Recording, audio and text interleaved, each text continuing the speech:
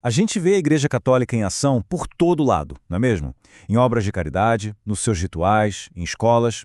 Mas parando para pensar, por trás de tudo isso, será que existe uma estratégia? Algum tipo de plano mestre que guia tudo o que ela faz?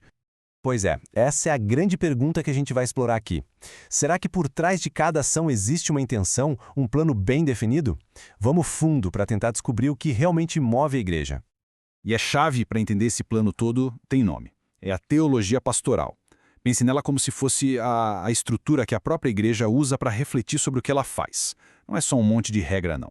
É, na verdade, uma ciência que conecta o ser da igreja com seu fazer no mundo.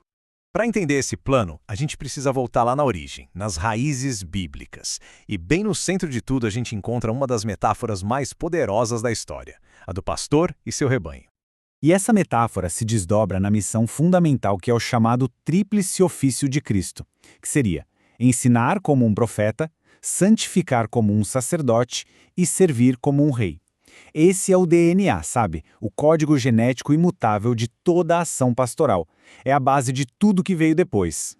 Só que, e é aqui que a história fica realmente fascinante. Enquanto essa missão principal continua a mesma, o jeito de colocar ela em prática mudou e muito ao longo do tempo. Afinal, um projeto, mesmo que divino, precisa se adaptar ao terreno onde ele está sendo construído. E isso nos traz para o conceito central desta análise. A forma como a igreja agiu em cada época foi um reflexo direto de como ela se via. A sua autopercepção, a sua eclesiologia, foi o que moldou diretamente o seu plano de ação. Para a gente entender essa evolução, vamos dar uma olhada nessa linha do tempo. Ela mostra 5 identidades bem diferentes que a igreja assumiu. A gente começa com a Mater Ecclesia, a igreja como mãe, lá na era patrística. Depois ela se torna a Ecclesia Regina, a rainha da Idade Média.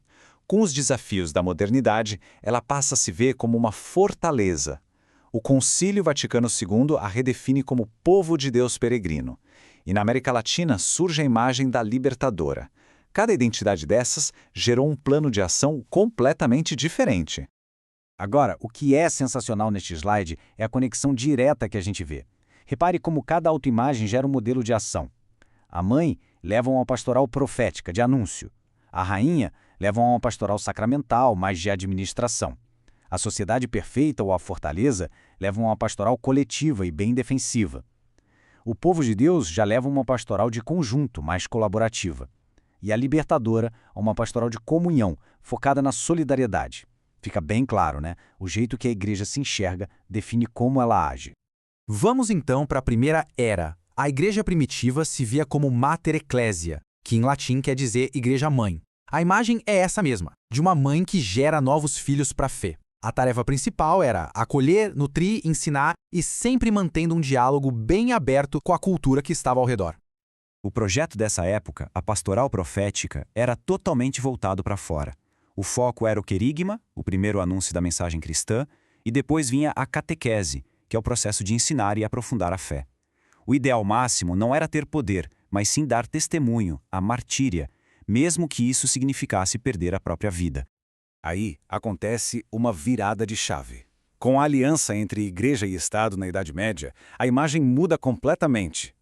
Aquela mãe acolhedora dá lugar à Ecclesia Regina, a rainha que governa sobre uma sociedade que já era considerada cristã, a chamada cristandade. E com isso, o projeto pastoral também se transforma.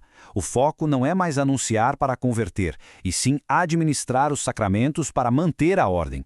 A imagem do Cristo Bom Pastor é até substituída pela do Cristo Rei, ou Pantocrator, aquele governante todo-poderoso do universo.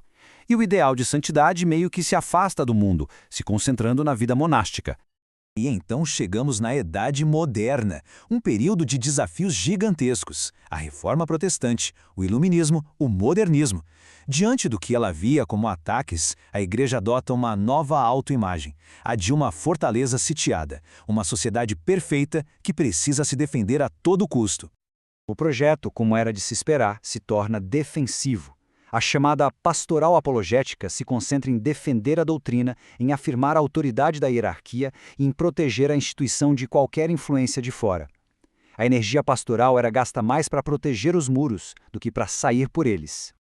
E essa postura defensiva durou séculos, viu? Até que ali no meio do século XX aconteceu algo revolucionário.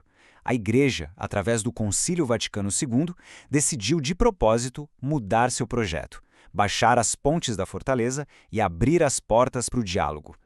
Olha, essa citação do documento Gaudium et Spes ilustra essa mudança de forma brilhante. É uma mudança radical de tom, de uma igreja que se via separada do mundo para uma igreja que se declara em solidariedade com a humanidade, compartilhando as dores e as esperanças de todo mundo. E essa mudança de postura exigia um método novo, claro. Antes, o método era dedutivo, partia-se da doutrina para depois aplicar na prática. O Vaticano II popularizou um método indutivo, o famoso ver, julgar, agir. Ele parte da experiência concreta da vida, da realidade, para só depois iluminar tudo com a doutrina. É uma inversão completa. Então, o ponto crucial é este: uma nova autoimagem surgiu. A igreja não se via mais como uma fortaleza, mas sim como um povo de Deus peregrino. Um povo que caminha junto com o resto da humanidade, numa atitude de serviço e diálogo e não mais de comando. Ok, a gente percorreu aí 2000 anos de história, vimos diferentes estratégias, mas a pergunta que fica é: por que tudo isso importa hoje? Qual é a relevância dessa jornada toda para o nosso tempo? A teologia pastoral, como a gente viu, não é só um estudo acadêmico. É o processo vital pelo qual a igreja olha para si mesma e para o mundo e se pergunta: como é que a gente pode cumprir nossa missão hoje? Ela é essa ponte essencial entre a identidade e a ação, garantindo que a fé não vire uma relíquia de museu, mas que continue sendo uma força viva e relevante. E tudo isso nos deixa com uma pergunta para o futuro. Diante dos desafios únicos do nosso tempo, com conexão digital, crises ecológicas, polarização global, qual será a próxima autoimagem da igreja? Que novo projeto pastoral vai surgir para responder às alegrias e às angústias do século XXI? A história mostra que a evolução é constante, e o próximo capítulo, bom, ele já está sendo escrito.